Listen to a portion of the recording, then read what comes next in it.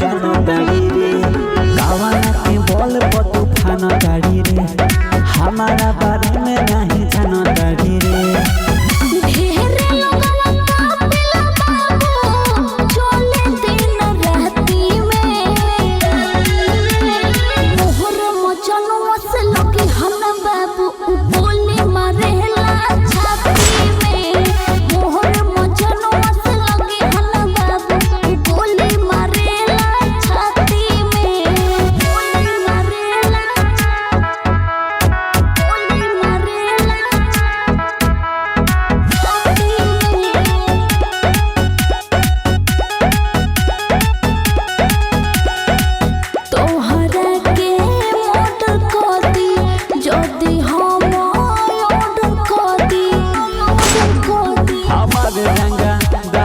चलेला जिला में ठेकेदारी चलेला